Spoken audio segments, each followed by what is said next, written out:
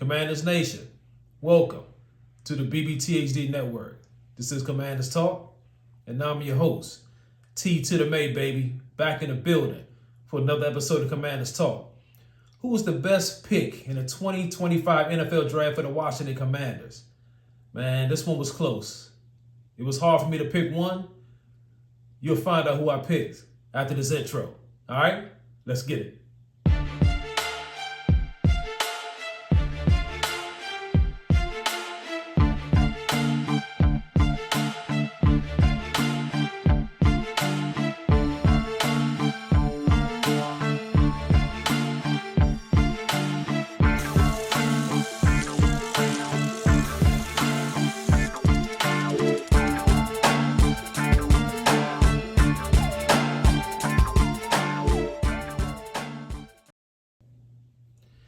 All right, Nation, let's get into it.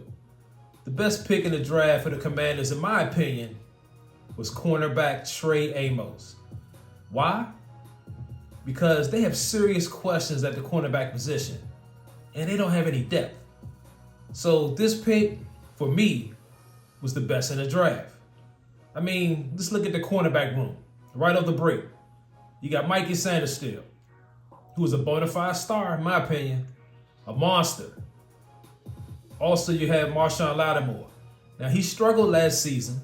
It wasn't all his fault. We talked about it before. He came in injured, half the season, had to learn a new D. So he struggled. So I don't know if he's going to have a good season this year or not. We'll find out. Now, we also have Jonathan Jones, the free agent for the New England Patriots. Now, he brings a lot to the table, a lot of toughness, and he can cover. But he's 31. And he's small, a 5'9" corner, tough as nails, but he's small, he's little. So, and we don't know how he's going to perform in this defense. We don't know. He's a free agent. We never know. All right. We have Noah I. Now, I love Noah I, man. He showed some toughness last year, but he's not a true cover corner. He's a guy you bring in situations. You bring in when guys get injured. He's a backup. Adds a little depth. But a bona fide cover corner he is? No, not Noah. He's a good guy, but he's not a bona fide cover corner. So, as you can see, the cornerback room is pretty thin. And thankfully, we don't have to worry about Benjamin St-Juste. He's long gone. And Emmanuel Forbes.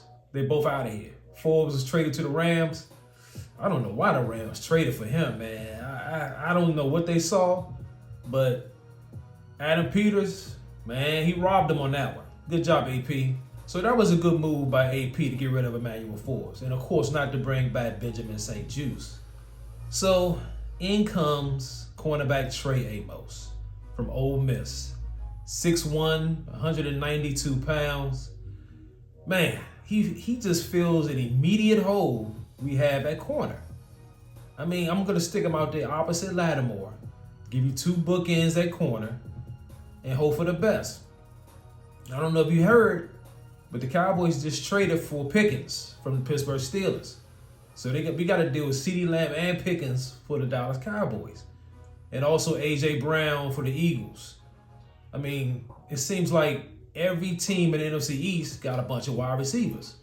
So Trey Amos will get tested. He's going to get tested early too. But I think he can withstand that test, man. I think he can pass it. I really do. Now let's look at some of Trey Amos' strengths. Possesses foot quickness and size to be a problem in press. Plays with pro coverage agility and transitional quickness. His body control and footwork needed to stay in phase versus NFL routes. Twitchy burst and long arms help with catch disruption. Plant and drive is sudden and without stall at the top. Desired pacing, positioning, and vision in cover 3 looks. Allowed sub 19% completion rate on throws of 20+ air yards for his career. Those are great strengths to have as a corner in the NFL. All right, let's check out some of his weaknesses. Can be a little too quick to open hips in route movement.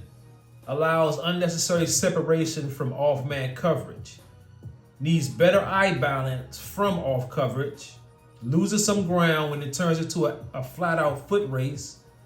plays receiver's hands instead of the ball, arm tackler, and slow to get rid of perimeter blockers. Now, I'm not too worried about some of his weaknesses.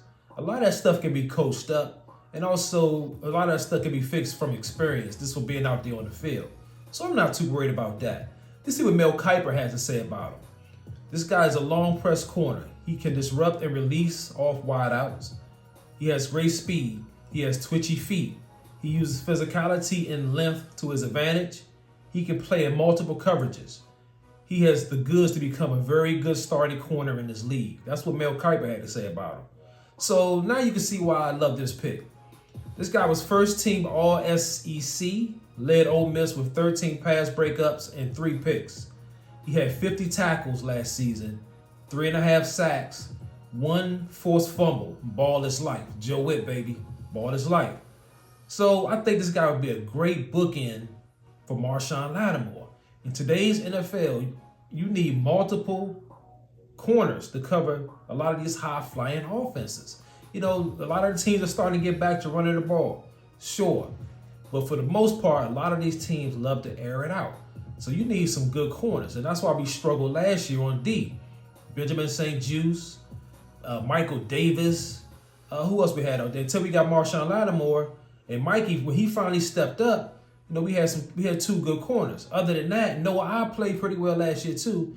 But other than that, Benjamin St-Juste, Emmanuel Forbes, and cats like that, you know, they were horrible, man. They didn't do a stunt.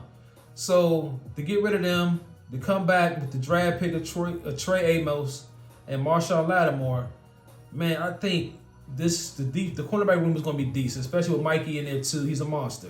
So I'm really excited about the cornerback room this year. And I think the defense is going to play much, much better. Now, we still didn't get that edge rusher, but that's okay. Because I still think one is coming. If not this year, definitely next year. Trust me, no, next year, all season, we will have a premium edge rusher on this defense. All right, Burgundy and Gold Nation, that's the end of this episode. I appreciate y'all chiming in. Man, I want y'all to get in that comment section. Let me know who you think was the best pick in the draft for the Commanders this year, man. My vote, Trey Amos. Let me know who you think was the best pick. Also, please bang that like button, bang that notification bell. Please subscribe. Please support this channel. And if you can, please donate to the machine. If you made it to the end of this episode, I owe you a drink, baby. Salute.